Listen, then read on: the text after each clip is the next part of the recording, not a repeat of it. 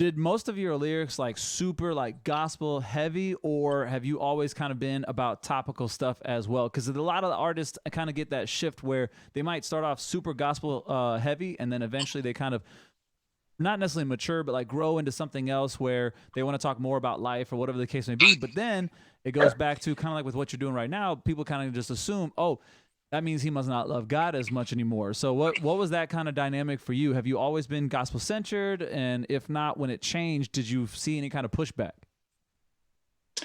Um, at the beginning, I mean, I think we all reflect our influences. Mm-hmm. It's like the classic, like, you mentioned NF, and like, every white person who has a shaving face and wears a forward hat looks like NF or something. So I'm NF's dad, by the way. Um, NF is my son. No, but just like, I think we all, his early records, like his early ones were like identical to Eminem stuff because he was influenced by him. You know what I'm saying? I even have a song like off my first record that like the flow pattern, I didn't even realize when I was writing it, but it was like 100% the way I am.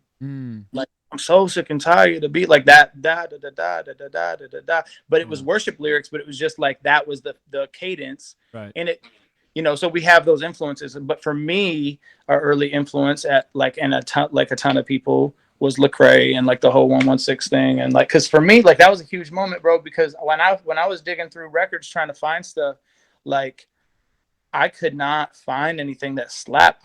Bro, I was listening. I was playing college basketball. I played for our school or whatever, and every game I was listening to "Lord Give Me a Sign" by DMX. Oh, bro. Like, bro, like that's all I knew that existed, Lord, right? give me a sign. Oh, You man. know, I really need to talk to you, Lord. You know what I'm saying? So I'm like, that's what I was listening to, and Wow. then I found like Reach, and I found all that and I found some of the old cross movement stuff, but it was just out of the genre, the space within hip hop, the expression that I didn't connect to it in the same way.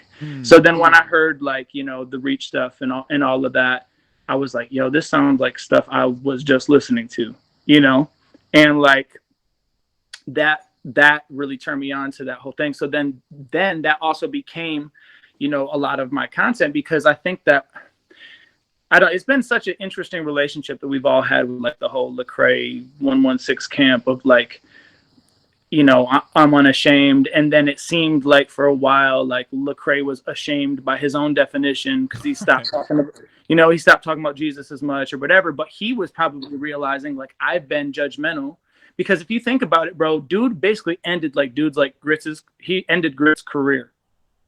Wow. Like, because he basically said, if you don't talk about Jesus explicitly, you are wrong. And you're ashamed. So then all of those artists looked ashamed. Wow. And it's like, bro, like, dude, like, I mean, and he didn't do that. I don't think he did it intentionally. Right. But like, when you start this massive movement, what happens to people who are maybe spiritually mature and want to go about it in a different way? Like, they look like they're ashamed now. So then I think all of us felt this pressure of like, you got to talk about Jesus all the time or you're ashamed, bro. Like, there's got to be a gospel quota. You know what I'm saying? There should be when Lecrae kind of shifted, Flame had like his whole thing, like where it was like, oh, you didn't mention the gospel enough, bro, at the end. Like, you're tripping. Like, every song should be an altar call. And it's like, that's where it was though. That's where CHH was. So I think that I felt, those things heavily. And then as I started doing more and I felt like God pulled me in different places, like I started doing public school ministry, and like, bro, you can't go in there with a bunch of Jesus songs, because they literally will not book you for an assembly. Right. So if you want to reach those kids that are in that school, you got to have some stuff that's dope and does not talk about God explicitly. And then we would invite them to a show afterwards and talk to them about the gospel, or share a song that has the gospel in it, and then and be real about it. But it's like, I started realizing like, yo, like, when you just preach Jesus all the time in your music, you mostly attract Christians. And that's fine. It's good to edify the church, but like, there's just that whole wave of growth.